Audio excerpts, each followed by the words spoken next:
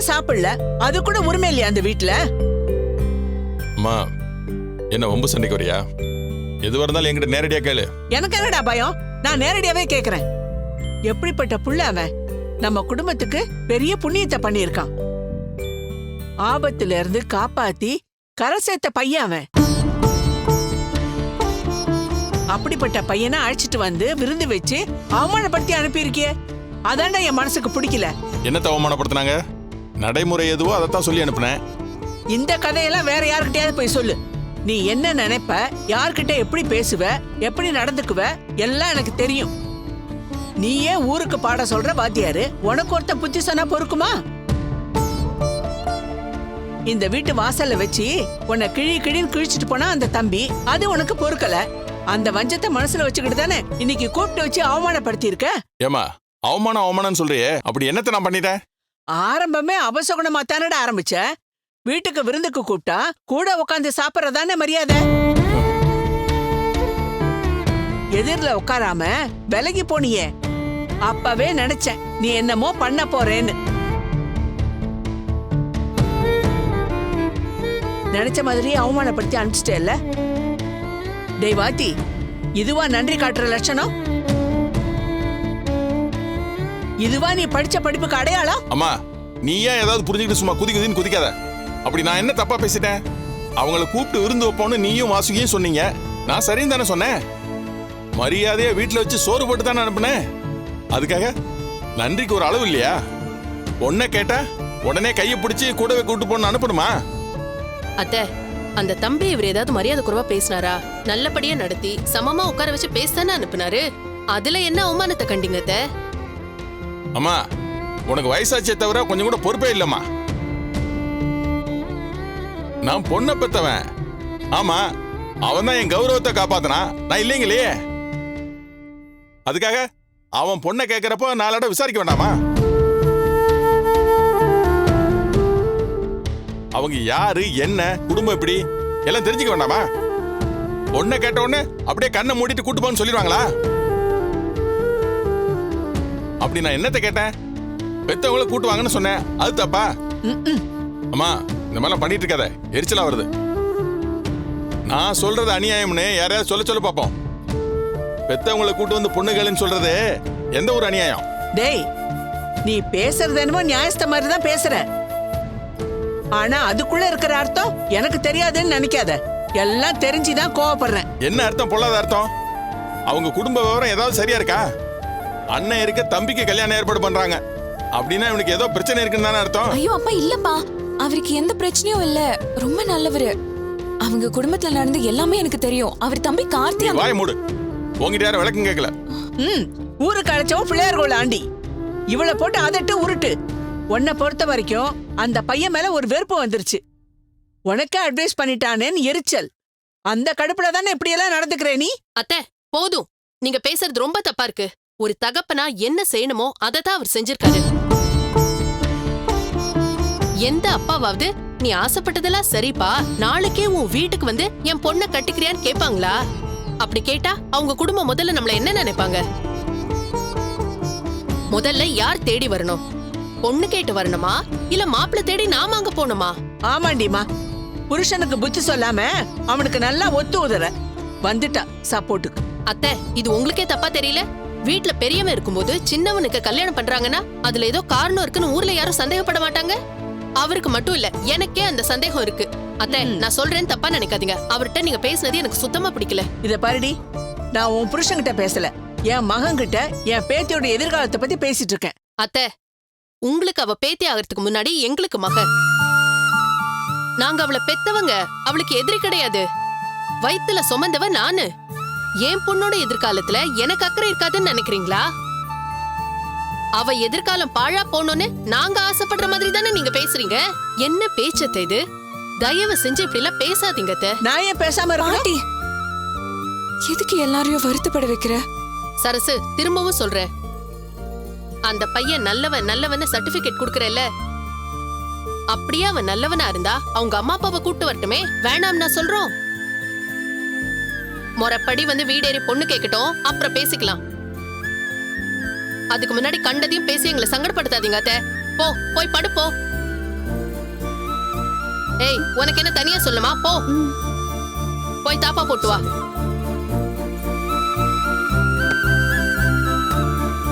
என்னடா சொல்ல வர? தமிழே காதலுக்கு கண்ணிலன்னு சொல்லுவாங்க. கண்ணு மட்டுமா இல்ல, வெக்கம் இல்ல, மானம் இல்ல, ரோசம் இல்ல, எதுவுமே இல்ல. அப்போ என்ன மானம் கட்டவன்னு சொல்றியா? மானம் கெட்டவனா, ரோசம் கெட்டவன், அறிவு கெட்டவன், மொத்தத்துல நீ கெட்டவன். ஆனா கெட்டவனுக்கு எது அழகு? என்ன அழகு? உடுத்த வாக்க மீறதானப்பா.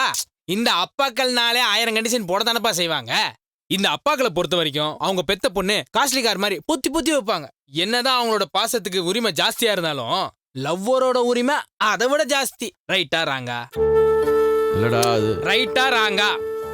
ரைட்டு தான். ஆனா அதுக்காக டேய், அவன் லவ்வுக்காக என்னமோ பண்ணிட்டு இருக்கான். மலையில இருந்து குதிக்கிறான், சிங்கத்தோட சண்டை போடுறான், கடல்ல குதிச்சு சுறாமீனோட சண்டை போட்டு அதோட பல்ல புடிங்கி டாலரா மாத்தி காதல் கழுத்துல மாட்டான். உன்ன என்ன அதெல்லாம் பண்ண சொல்றாங்க? ஒரே ஒரு ஃபோன் கால். நீ இங்க இருக்க, ஒரு 6 கிலோமீட்டர் தள்ளி சரஸ்வதி அங்க இருக்காங்க. 2 பேரும் இவ்வளவு சின்ன டிஸ்டன்ஸ்ல இருக்கும்போது ஒரு ஃபோன் பண்ண எப்படி தயங்குறிய? அதெல்லாம் ஒன்றும் இல்லடா. நான் சரஸ்வதியோட அப்பா ஒரு நல்ல குடும்பத்தை சேர்ந்த பையனா இருந்தா என் பொண்ணுக்கு ஃபோன் கூட பண்ணக்கூடாதுன்னு சொல்லிட்டாரு. என்ன இருந்தாலும் நம்ம குடும்ப கௌரவம் முக்கியம் இல்லையடா. அப்படியே அவர் கேட்டா கூட என்ன சொல்ல போற? ஆமா சார், நான் நல்ல குடும்பத்துல பிறக்கல, ரொம்ப நல்ல குடும்பத்துல பிறந்திருக்கேன், அதனால தான் ஃபோன் பண்ணேன்னு சொல்லு. சிம்பிள், அவ்வளவுதான். எப்படிரா உன்னால இந்த மாதிரிலாம் பேச முடியுது? கேட்கறதுக்கு ஆள் இருக்கும்போது எனக்கு என்ன பேசவா சொல்லி தரணும்? ஒன்னே ஒண்ணு சொல்றேன் தமிழ், இந்த பொண்ணு பெத்த அப்பாக்கள்லாம் மான மரியாதை, குடும்ப கௌரவம், மத்தவன நினைப்பான் அப்படி இப்படின்னு பேசுவாங்க. இப்போ நீ பேசுறது வாத்தியாருக்கு பண்ற துரோகம்னா, பேசாம இருக்கிறது உன் காதலுக்கு பண்ற துரோகம்.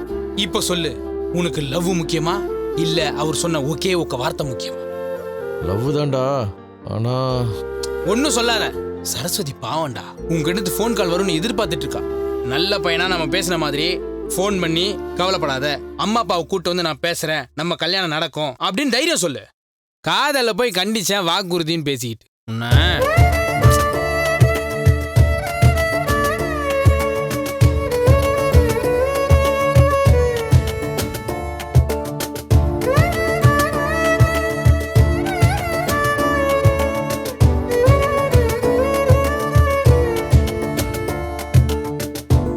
ஏண்டா நல்லவனே, இன்னும் நீ போனே எடுக்கலையா? இந்தா இதுல சரசு செல்லம் அப்படின்னு கான்டாக்ட்ல சேவ் பண்ணிருப்பல, அதுக்கு கால் பண்ணு. உனக்கு எப்படி தெரியும்? அதான் எனக்கு தெரியும். நீ மேல ஃபோன் பண்ணு.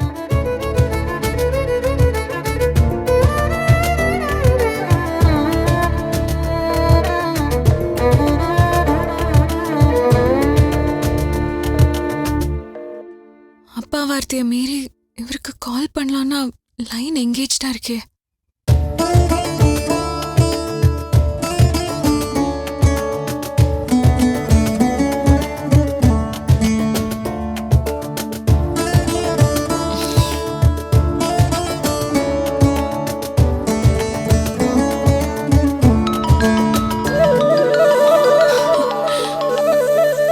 தமிழ், இப்பதாங்க நான் உங்களுக்கு ட்ரை பண்ணேன், லைன் பிஸியா இருந்தது.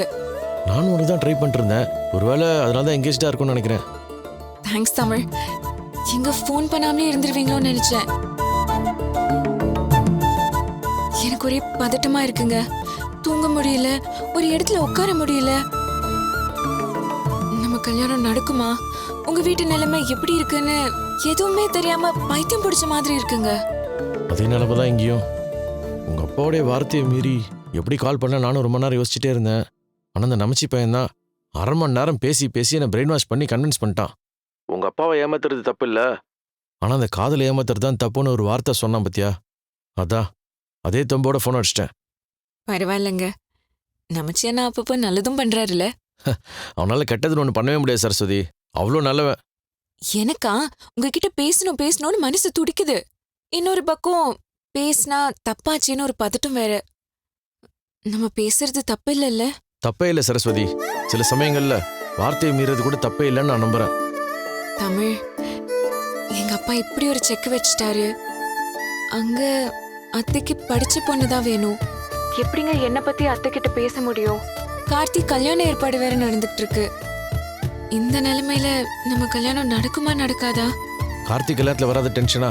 எவ்வளோ சிக்கல்கள், எவ்வளோ பிரச்சனைகள், எல்லாத்தையும் ஒன்று ஒன்றா பார்த்து தான் சால்வ் பண்ணி இவ்வளோ தூரம் வந்திருக்கோம். அதே உதாரணத்தை தான் நான் உனக்கும் சொல்கிறேன். ஒன்றும் கவலைப்படாத, நம்ம கல்யாணம் கண்டிப்பாக நடந்தே தீரும். நீ தைரியமா இரு, நான் இருக்கேன். தமிழை நம்பினோர் கைவிடப்படார். இப்போதான் எனக்கு ஒரு தைரியமே வந்திருக்கு தமிழ். நமக்கு நடக்க போகிற கல்யாணத்தை யாராலையுமே தடுத்து நிறுத்த முடியாது. ஏன்னா இது நாம ஆசைப்பட்டு சேர்ந்த காதல் இல்லை, கடவுளை ஆசைப்பட்டு சேர்த்து வச்ச காதல். நீ ஒன்றும் கவலைப்படாத, கண்டிப்பாக ஒன்று சேருவோம். Thank you thank you thank you thank you thank you very much Tamil. இப்போ எனக்கு அப்படியே 1000 யானை பலம் வந்த மாதிரி இருக்குங்க. இனிமே நான் தைரியமா இருப்பேங்க. பாட்டி கூப்பிடுறாங்க, நான் அப்புறம் பேசுறேன். பாய்.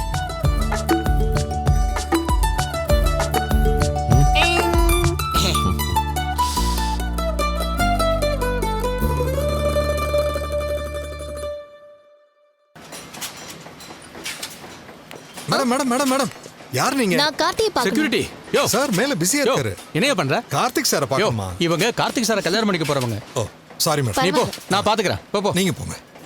வாங்க மேடம். கார்த்திக் சார் தானே மேடம்? வாங்க, நான் கூட்டு இல்ல, போறேன். நான் சர்ப்ரைஸா பார்க்க வந்திருக்கேன். அவர் எங்க இருக்காருன்னு சொல்லுங்க, நான் பாத்துக்கிறேன். இப்படி ஃபேக்டரிக்குள்ள போனீங்கன்னா ரைட்ல ஸ்டெப்ஸ் வரும், அதுல ஏறி போனீங்கன்னா எம்டி ரூம் வந்துரும். ஓகே, நான் பாத்துக்கிறேன். Okay Thanks. Madam.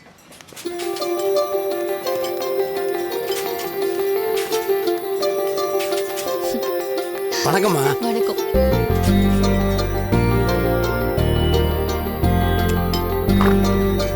Hi baby. Hey, நீங்க எப்படி திடீர்னு? திடீர்னு வந்ததான surprise. Come come come come. Hey, Vasu. யாராச்சும் என்ன? என்ன? யாராச்சும் பார்க்க போறாங்க வசு.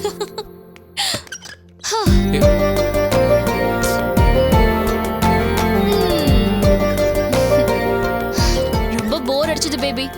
சரி, உன் ஃபேக்டரிக்கு ஒரு விசிட் கொடுத்து பேபியும் பார்த்த மாதிரி இருக்கும்னு நினைச்சேன். அதான் சர்ப்ரைஸா கிளம்பி வந்துட்டேன். So nice.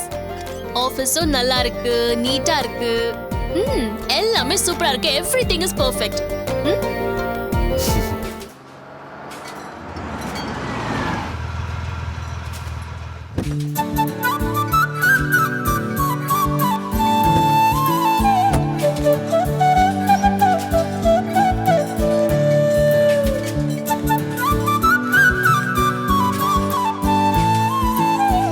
அம்மா, வணக்கம்மா. வணக்கம். இப்பதான் சின்னம்மா வந்தாங்க. சின்னம்மாவா? அதான் வசந்தரா மேடம்மா. ஓ, வசுந்தராவா? ஆபீஸ் ரூம்ல கார்த்திக் சார் கூட இருக்காங்க. சரி, இருக்கட்டும். நாளைக்கு ஃபங்க்ஷனுக்கு அவார்டு வாங்க போறோம். அத பத்தி தமிழ் ஏற்கனவே சொல்லிருக்கான்ல. ஆமாம்மா, தம்பி சொல்லியிருக்காரு. சண்முகனே, நீங்க எல்லாரும் வரணும். சீனியர் ஸ்டாஃப் 10 பேரும் உங்க ஃபேமிலியோட வரணும். ஓகேம்மா. உங்க கண் பார்வையில தான் நான் மேடை ஏறி விருது வாங்கணும்னு ஆசைப்படுறேன். சரிங்கம்மா. ஆமாப்பா, நீங்க எல்லாரும் கண்டிப்பா வரணும். ஏன்னா இன்னைக்கு இந்த கம்பெனி இவ்வளவு பிரமாதமா இருக்குன்னா அதுக்கு உங்க உழைப்பு தானே காரணம். அது எல்லாருக்கும் தெரிய வேணாமா? அதனாலதான் சொல்றேன், நீங்க எல்லாரும் கண்டிப்பா உங்க குடும்பத்தோட வரணும். சரிங்களா? சரிங்க, உங்க வேலையை கண்டினியூ பண்ணுங்க. ஆமா, போலாம்.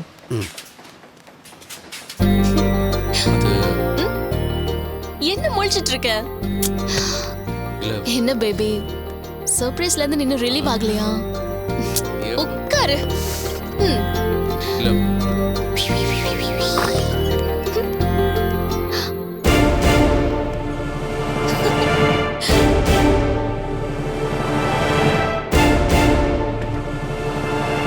Hi uncle, hi aunty, welcome welcome.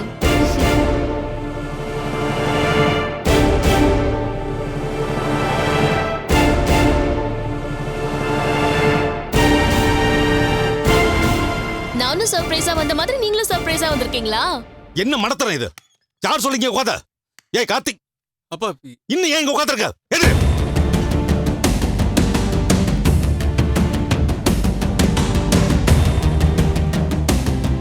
இந்த சேரோட முக்கியத்துவம் தெரியுமா உனக்கு?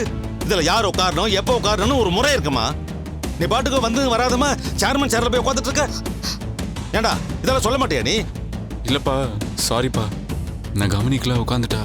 அப்புறம் அவளை இது எப்படி எழுப்புறதுன்னு தெரியாம இது நம்ம கம்பெனி நடைமுறையில் இன்னும் சொல்லலப்பா. டேய் இருடா, பதறாத. இல்லம்மா. ஏங்க, நீங்க கொஞ்சம் டென்ஷன் ஆகாம இருங்க. நான் அவளுக்கு புரிய வைக்கிறேன். வசுந்தரா, இங்க வாமா.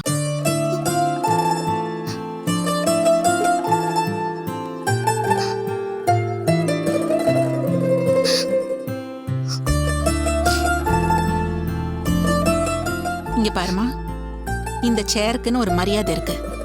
இது இந்த கம்பெனி சேர்மனோட சீட்.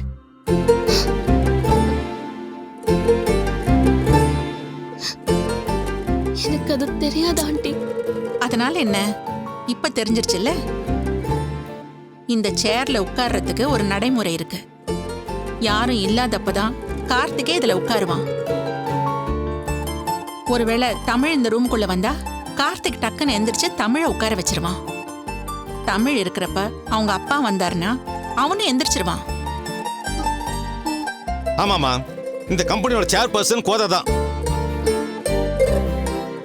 நான் உட்கார்ந்துருக்கிறப்போ கோதை வந்தா நான் கூட எந்திரிச்சு நிப்பேன். அதான் வழக்கம். இது தெரியாம உட்காந்துட்டேன், என்ன மன்னிச்சிருங்க.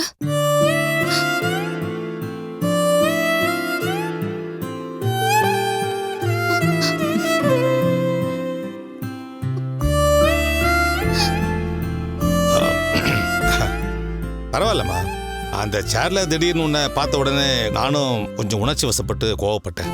I am sorry. ஐயோ இல்ல அங்கிள், நீங்க கோவப்பட்டதால தான் இவ்ளோ ஸ்ட்ராங்கா என் மனசுல பதிவாச்சு. நீங்க என் மேல கோவப்பட்டது சரிதான் அங்கிள்.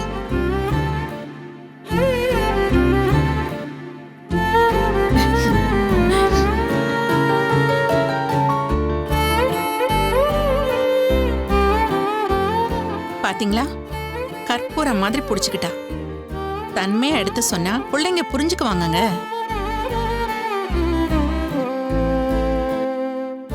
வசு, உங்க வீட்டில் அந்த ஹாலில் உங்க அம்மா உட்கார சேர் இருக்குல்ல, அந்த சேர்ல வேற யாராச்சும் உட்காந்தா நீங்க சும்மா இருப்பீங்களா?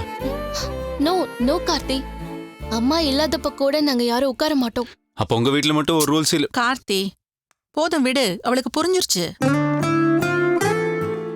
வசு, இங்க பாரு தங்கம், ஃபேக்டரிக்குன்னு சில சட்டத்திட்டங்கள் வச்சிருக்கோம். அதே மாதிரி வீட்டுக்குன்னு சில ரூல்ஸ் இருக்கு. நீ கல்யாணம் ஆகி நம்ம வீட்டுக்கு வந்த பிறகு நம்ம குடும்பத்தை பத்தின ரூல்ஸ் எல்லாம் என்ன, ஏது, எதை எப்படி செய்யணும், என்ன பண்ணணுங்கிறதெல்லாம் நான் உனக்கு முறையா சொல்லித்தரேன். எல்லாத்தையும் புரிஞ்சுக்கிட்ட செஞ்சிருவ, சரியா? சரிங்க அத்தை. கார்த்தி, அவளுக்கு ஃபேக்டரியை சுத்தி காட்டிட்டு ஏதாவது சாப்பிட வாங்கி. சரிம்மா. சரிம்மா, நாங்க கோயிலுக்கு போயிட்டு வரோம், நீ பேசிட்டு. சரிங்க ஆண்டி. எங்க கிளம்பலாமா? போலாம். பட்டமாடா. சரிப்பா, வரமா. கார்த்தி, சிட்.